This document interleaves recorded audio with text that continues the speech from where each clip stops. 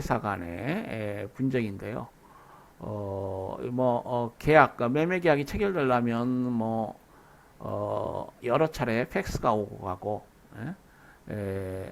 오랜 시간에 협상이랄지 이런 것들이 진행이 되어서 결국 이제 계약이 체결되는데요. 이제 이런 팩스를 통한 어떤 통지, 의사표시, 우리 법상 이제 의사표시라고 보통 보게 의사표시당이 되겠죠.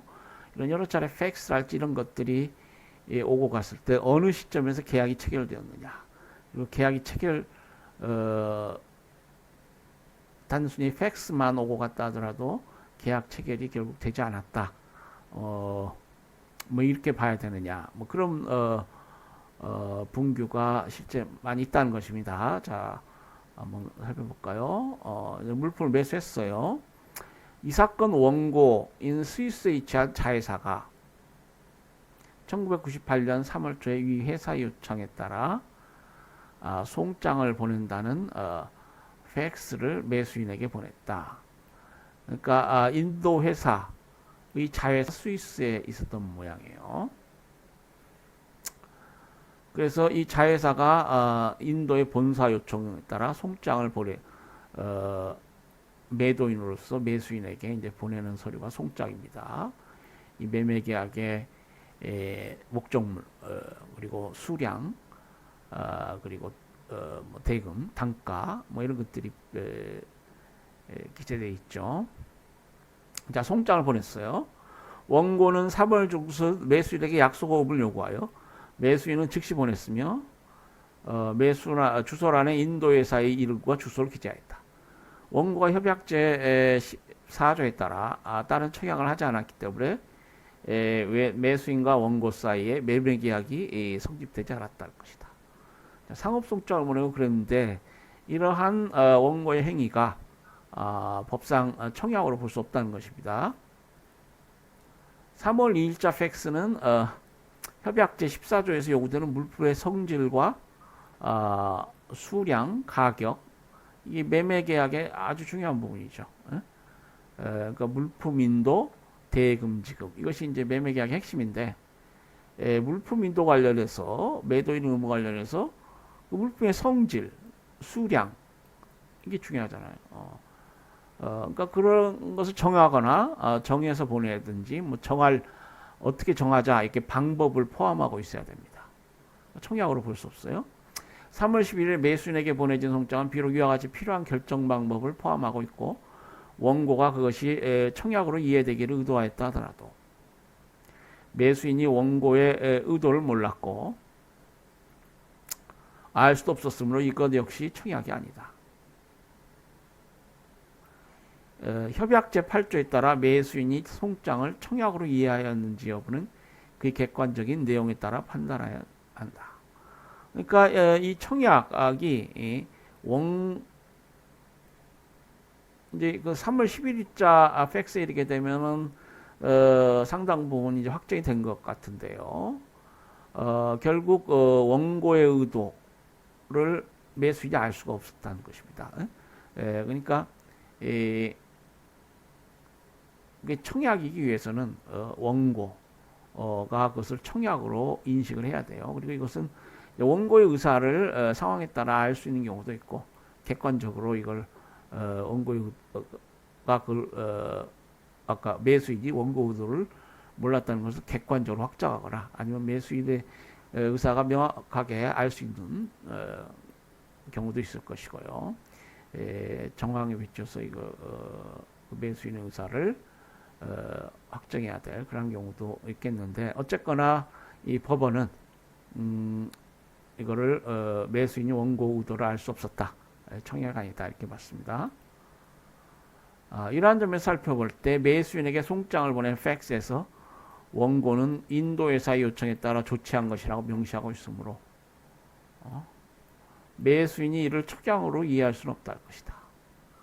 이 자회사도 이 독립된 법인인데 결국 인도회사 요청에 따라 조치한 것이다. 이렇게 얘기하고 그 팩스가 와 있기 때문에 매수인이 명확하게 이것을 자신의 책임하에 있는 청약으로 하려는 의도가 없지 않느냐 이렇게 본다는 것이죠.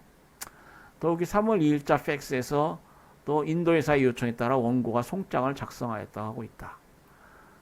그 원고가 매수인에게 약속금을 요구한 팩스도 회사의 요청에 따른 것이라고 기재되어 있어 청약으로 이해될 수 없다는 것이다. 그래서 이게 자회사죠. 원고가 지금 스위스 자회사인데 이게 독립된 별개의 법인격이고요. 자꾸 본사의 요청에 따라서 이걸 한다 이런 문구가 있다는 것은 자회사가 지금 매매계약의 당사자는 인도회사가 아니다. 인도회사가 아닙니다. 페런트 컴퍼니 모회사가 아니고 자회사니까 법원이 이것을 청약으로 보지 않았어요. 자, 청약이 되기 위해서는 아까 우리 뭡니까? 14조 계약 성립 관련한 조항에서도 나왔듯이 상대방이 특정돼야 되고 계약 내용이 확정적이어야 됩니다. 확정성이 있어야 돼요. 물론 이 계약 내용은 계약의 주된 취지를 얘기합니다. 그 목적물의 수량, 성질, 그리고 대금 등 관련해서 그러니까 계약의 그 매매 계약의 주된 내용에 관해서 그것이 확정돼 있어야 된다. 자, 그래서 우리 이제 14조를 보면은 계약이 물품을 표시하고 명시적 또는 묵시적으로 수량과 대금을 지정하거나 그 결정을 위한 조항을 두고 있는 경우에 그 제한은 충분히 확정적인 것으로 본다. 이런 조항이 있고요. 그리고 불특정 다수인에 대한 제한은 제한자가 반대 의사를 명확히 표시하지 않냐는 한 단지 청약의 유인으로 본다. 그래서 아까 광고 얘기했습니다만은 자, A라는 물품을 뭐 100개 내가 단가 10,000원에 판매하겠다. 이렇게 불특정 다수인에게 의사표시를 했어요. 특정인 B, C 이런 게 아니고 불특정 다수인에게 표시하게 되면 이거는 청약이 아니고 청약이 유인이라고 말합니다. 그러니까 상대방이 확정돼야 되고 법상 청약이기 위해서는 상대방이 특정돼야 되고 내용이 확정적이어야 한다. 것입니다. 자, 프랑스 판례인데요. 이 매매계약 매매계약 체결 계약의 성립 관련해서 뭐 청약 승낙이 있는데 그와 관련된 판례입니다. 2001년도 판례인데요.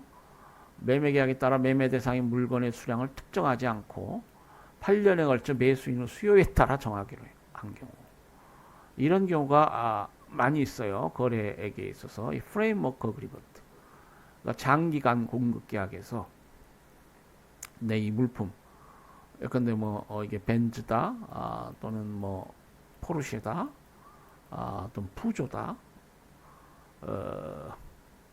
뭐 자동차, 고급 자동차라고 합시다.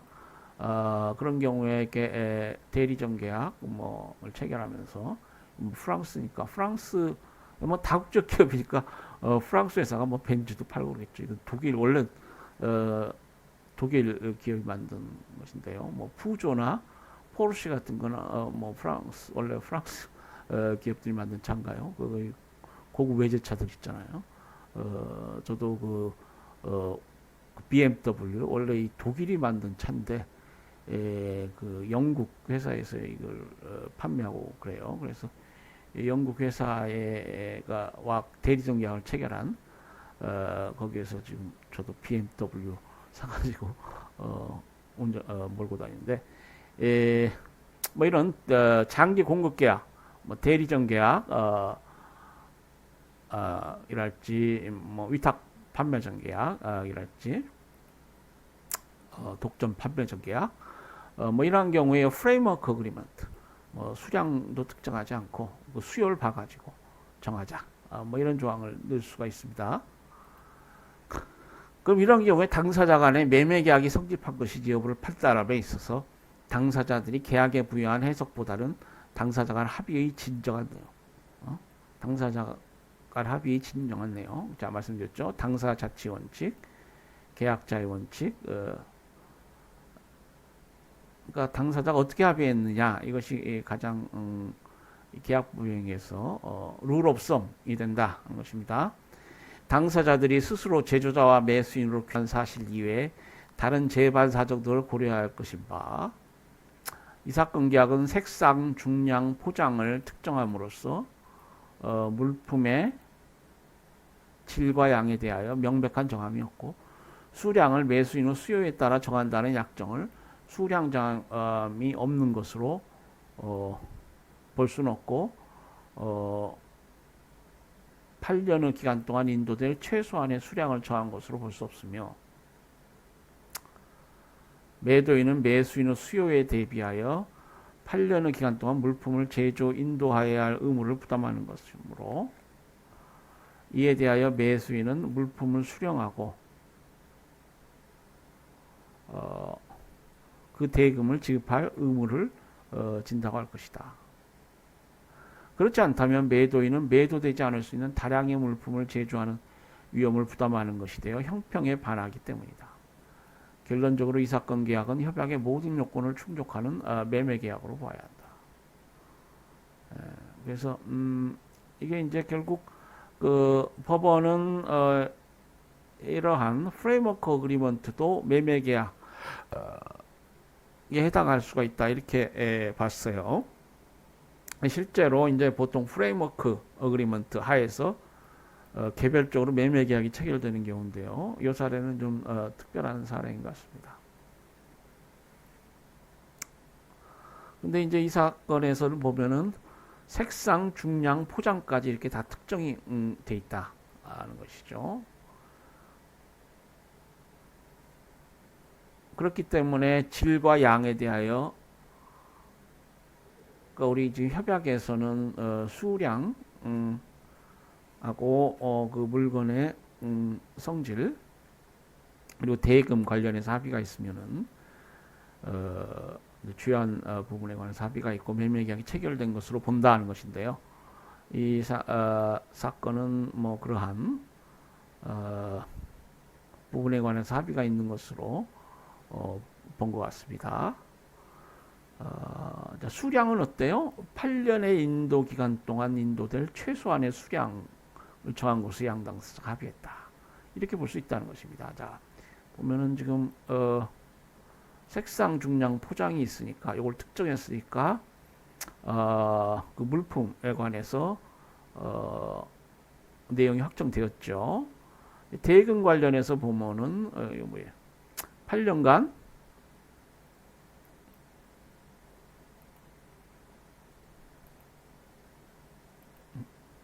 죄송합니다. 수량을 특정하지 않고 8년에 걸쳐 매수인의 수요에 따라 정하기로 한 경우, 매수인의 수요에 따라 정하자, 이렇게 양당사자가 합의하면은 진정한 의사를 여러분 어떻게 보겠어요? 실제로 그렇게 하자는 것이죠. 그러니까 최소한 그 매수인의 수요만큼은 우리가 판매를 하고 대금을 지급하는 것으로, 양당사자의 의사가 그것이 아닌가, 이게 그렇게 보는 것이 합리적일 수 있겠습니다. 이 사람도 그렇고요. 그리고 그렇기 때문에 뭐 양에 관해서 정해진 것이죠.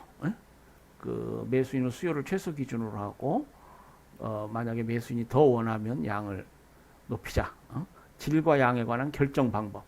뭐 1000대, 2000대 이렇게 딱 특정 숫자를 정하지는 않았지만은 그 질과 양에 관해서 결정 방법이 이렇게 합의된 것이잖아요. 이걸 전혀 아무런 의미가 없는 합의로 본다는 것은 양당사자의 의사에 부합하지 않는다, 이렇게 볼 수 있습니다. 그리고 색상, 중량, 포장까지 이게 다 특정했으니까 양과 대금은 이제 또 이렇게 결정 방법이 이렇게 돼 있고요. 그래서 매매 계약이 성립된 것으로 이렇게 본 사례입니다. 자, 우리 교재에도 있고요. 우리 이 계약 성립 관련 CIS법을 보면은 청약이 언제 효력을 발생하는지, 뭐 청약의 철회, 청약의 거절, 청약의 철회라는 것은 이제 withdraw, 회수라고도 하는데요. 어? 청약을 했다가 처리할 수 있다는 것입니다. 청약 철회의 자유 원칙이 있어요. 승낙 기간을 그러니까 청약 철회를 불능으로 해서 청약을 했느냐, 철회 불능은 청약이냐, 우리가 그것을 irrevocable offer라고 합니다. revoke 하면은 이것을 뭐 철회한다는 얘기죠. irrevocable 하면 철회를 할 수 없다는 뜻이에요. 청약 철회 불능의 청약이 있은 경우에 어떻게 되느냐 관련해서 이게 CIS법에 이제 규정이 있습니다. 그리고 이제 청약에 대해서 이제 승낙이 있게 되면 계약이 성립되죠. 승낙이 뭐냐? 승낙의 본질 그리고 승낙을 통해서 계약이 성립하려면 그 청약과 내용적으로 일치를 해야 됩니다.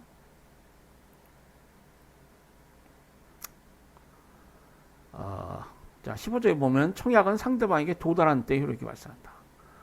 그러니까 이 CIS법 원칙상 지난 시간에 나왔죠. 의사표시 효력 발생 시기 관련해서 원칙은 발신주의입니다. 그러니까 그 의사가 발송될 때 그때 그 의사표시에 효력이 발생한다는 얘기예요. 그런데 계약 성립 관련해서는 도달주의가 채택되어 있습니다. 도달주의.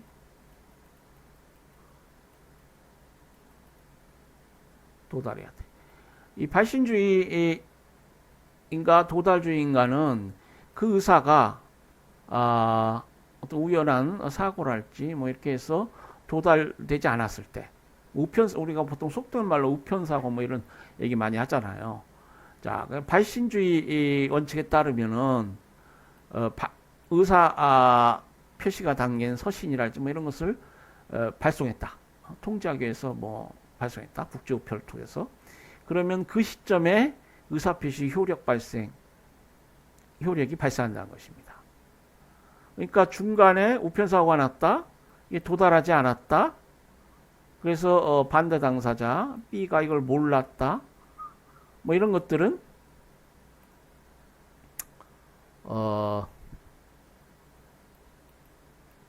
뭡니까? 그 B가 그 위험에 대해서 부담을 갖게 된다는 거예요. 의사표시란 A는 발송했을 때 이게 메일박스 룰이라고 하는데요. 여러분 뭐 외국 영화 이런 데 보면은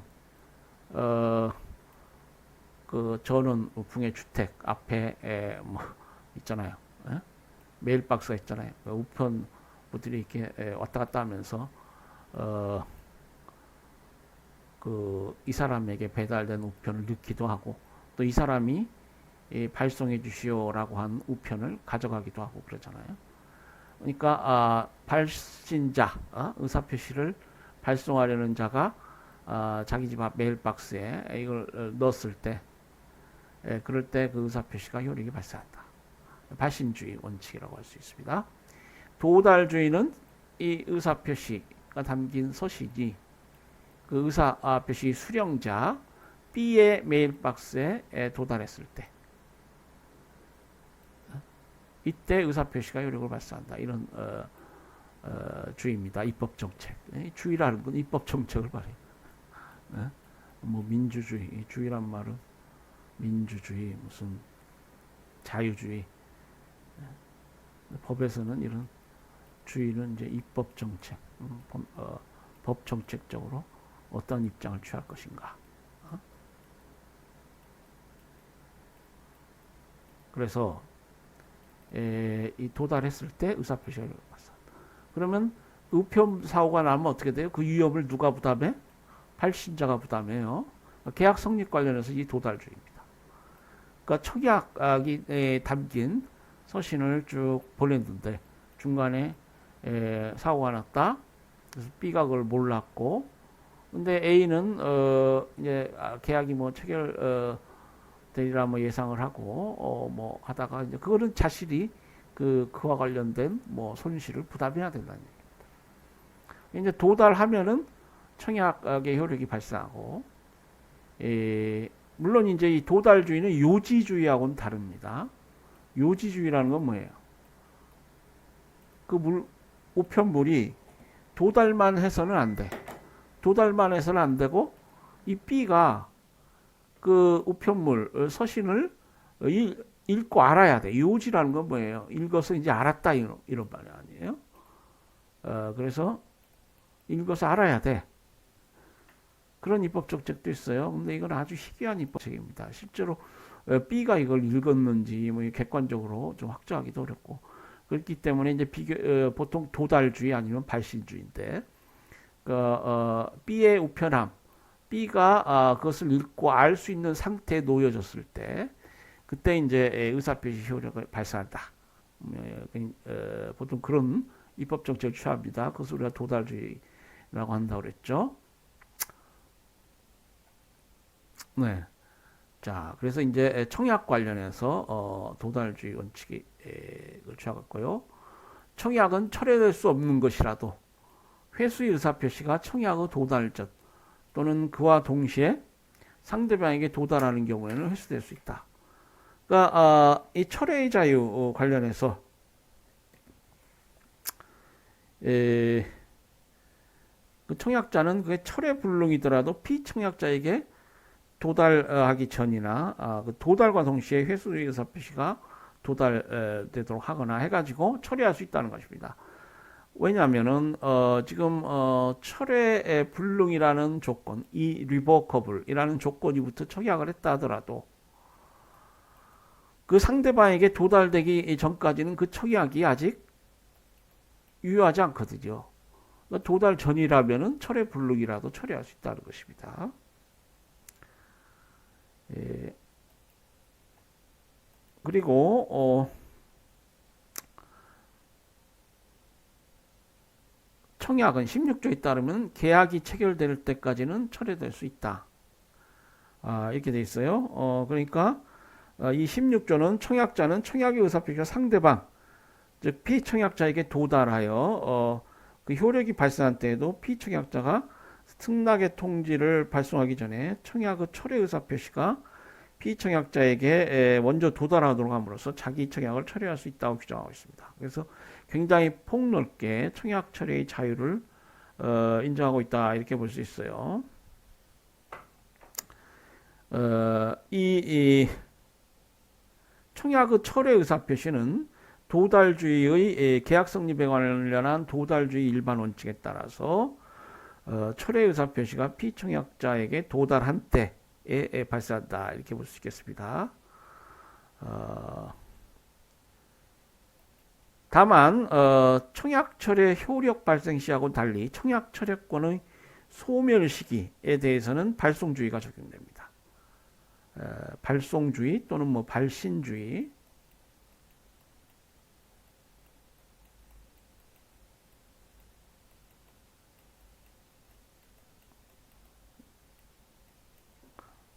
우리 교재에는 발송주의로 되어 있네요. 발송주의가 적용됩니다. 그러니까 청약자의 청약철회권은 피청약자의 승낙의 통지가 청약자에게 도달된 때가 아니라 피청약자가 승낙의 통지를 발송한 때, 승낙의 통지를 발송하면은 소멸하게 되겠습니다.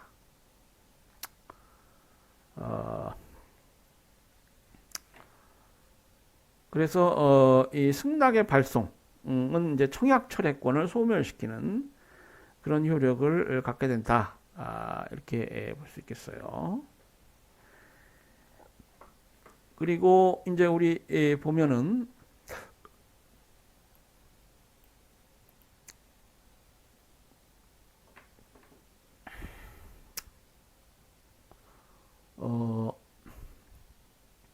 아까 그 15조 2항 철회 불능의 경우에도 그게 처리할 수 있다 이 조항이고요. 16조는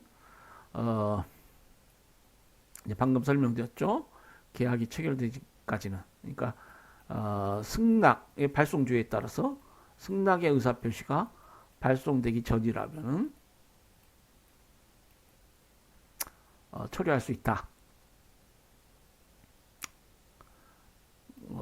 단서에 명확하게 그렇게 돼 있죠. 상대방이 승낙의 통지를 발송하기 전에 철회의 의사표시가 상대방에게 도달돼야 한다.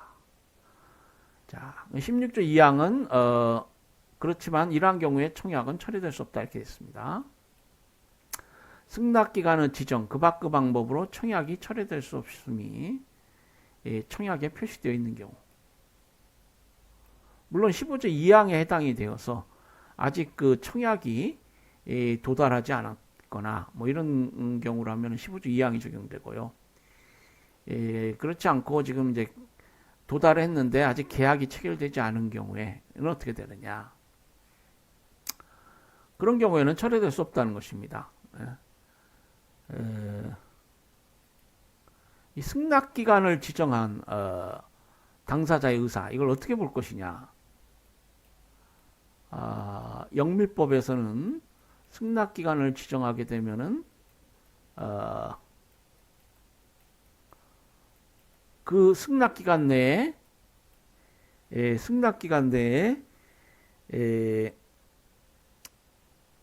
그 당사자들이 그 반대 매수인이 승낙을 하여라. 말 그대로 이제 그렇게 이 당사자의 의사를 그렇게 봅니다. 그래서 영미법에서는 승낙 기간을 정한 경우에도 아직 승낙이 없게 되면은 그 기간 내라 하더라도 청약을 처리할 수 있어요. 다만 이제 대육법에서는 승낙 기간을 지정하게 되면은 그 기간 내에 승낙을 하여라 이런 의사 플러스 그 기간 동안은 매도인인 내가 청약을 처리할 수 없다. 이렇게 두 가지 의사가 담긴 것으로 보통 봅니다. 당사자의 의사가 어떤 것인가 관련해서 영미법하고 대륙법이 좀 차이가 있는데요. 이 16조는 요 양 법계 관련해서 그걸 절충해 가지고 승낙 기간의 지정을 하나의 그 청약이 처리될 수 없다는 한 유형으로 이렇게 봤어요. 그러니까 청약이 처리될 수 없는 경우가 여러 가지 있을 수 있다. 명시적으로 이 청약은 철회 불능이다. 뭐 이렇게 표시할 수도 있고요. 간접적으로 승낙 기간을 지정해서 처리할 수도 있는데, 그러니까 승낙 기간의 지정은 한 유형은 될 수 있어요. 이건 재반 정황을 살펴서 해야 됩니다. 이 승낙 기간의 지정이 철회 불능 의사를 담고 있느냐. 그래서 지금 이거는 이제 입법론적으로는 일단 명확하게 승낙 기간의 지정이 영미법처럼 전혀 청약 처리와는 관련이 없다. 뭐 이것도 아니고요. 그렇다고 해서 대륙법계처럼 승낙 기간을 지정하면은 그 동안은 처리할 수 없다. 뭐 이것도 아니고 그 상황에 따라서 이 승낙 기간의 지정이 철회 불능으로 불능 의사로 받아들일 수 있는 경우도 있고 뭐 그렇지 않고 단순히 그 기간 동안 승낙에 의사표시해야 되고 그렇지 않으면 그 기간이 지나면 청약이 효력을 상실한다. 뭐 이런 영미법상의 그러한 의사로 이게 볼 것이가 이거 명확하지 않습니다. 그러니까 법은 이제 그 좀 절충적인 입장을 취하고 있다. 이렇게 말씀드릴 수 있겠습니다. 그리고 그 밖에 상대방이 청약이 철회될 수 없음을 신뢰하는 것이 합리적이고 상대방이 그 청약을 신뢰하여 행동한 경우. 그래서 이 사법의 대원칙은 뭐 신의 성실의 원칙, 양당사자 간의 어떤 신뢰라는 게 매우 중요한데, 그래서 이제 16조 2항 나하고는 이제 그러한 원칙을 지금 확인하고 있습니다. 그래서 양당사자가 여러 재반 정황에 비춰서 이건 철회될 수 없는 경우가 확실하다. 그러면은 처리될 수 없다. 이렇게 돼 있어요. 자, 그리고 청약의 거절 관련해서 17조를 보면은 청약은 철회될 수 없는 것이더라도 거절의 의사표시가 청약자에게 도달한 때에는 효력을 상실한다. 이렇게 되어 있습니다. 그리고 이 청약 거절은 명시적으로 이루어지는 것이 일반적이지만 피청약자가 다른 조건의 청약을 요구하는 경우와 같이 명시적으로 이루어질 수도 있겠습니다. 예. 청약에 대한 동의를 표시하는 상대방의 진술, 그 밖에는 승낙이 된다. 그래서 이제 18조부터는 승낙에 관해서 규정을 두고 있는데요. 예. 다만 이제 협약에서는 침묵 또는 부작위는 그 자체만으로 승낙이 되지 아니한다. 이렇게 되어 있어요. 그래서 청약에 대한 승낙은 진술로 보통 이루어지겠지만은 그 청약을 받고 뭐 대금 지급을 위해서 또는 물품 인도를 위해서 물품을 생산한다거나 은행과 신용장을 개설한다거나 어떤 행위의 형태로 그 승낙이 인정될 수도 있겠습니다. 청약에 대한 승낙은 동의의 의사표시가 청약자에게 도달되는 시점에 효력이 발생한다. 도달 규칙을 따르고 있고요. 동의 의사표시가 청약자가 지정한 기간 내에 기간의 지정이 없는 경우에는 청약자가 사용한 통신수단의 신속성 등 거래의 상황을 적절히 고려하여 합리적인 기간 내에 도달하지 아니할 때에는 승낙은 효력이 발생하지 아니한다. 합리적인 기간 내에 도달해야 돼요. 이 합리적인 기간은 뭐 보통의 경우라면 국제거래에서 2주인 경우가 많은데요. 그러나 꼭 그런 건 아니고 거래의 상황을 적절히 고려해야 합니다. 그리고 청약자가 사용한 통신수단이 얼마나 신속하냐, 뭐 이것도 고려를 해야 되고요. 명시적으로 그 승낙 기간이 있으면은 좋고요. 청약자가 미리 언제까지 승낙의 의사 표시가 도달해야 된다. 뭐 기간을 정할 수 있겠습니다. 그러니까 이제 기간에 지정이 없는 경우에는 이제 두 번째 요 문단에 해당이 되겠어요. 요 구절에 해당이 되겠습니다. 구두의 청약은 특별한 사정이 없는 한 즉시 승낙돼야 한다. 그러니까 구두에 의한 합의, 이게 이제 방식 자유 원칙이고요. 뭐 서면 같은 뭐 특별한 계약 체결, 합의에 관련해서 방식이 정해져 있지 않기 때문에 구두의 청약 그리고 뭐 구두의 승낙도 가능하겠습니다. 이러한 경우에는 즉시 승낙돼야 한다. 이렇게 되고요. 청약에 의하여 또는 당사자 간에 확립된 관례나 관행의 결과로 상대방이 청약자에 대한 통지 없이 물품의 발송이나 대금 지급 같은 행위를 함으로써 동의를 표시할 수 있는 경우에는 승낙은 그 행위가 이루어진 시점에 효력이 발생한다. 그래서 승낙은 이제 진술에 의해서 보통 이루어지는데 행위에 의해서 이루어질 수 있고요. 이 사망 뭡니까? 이 18조 사망 18조죠. 18조 사망은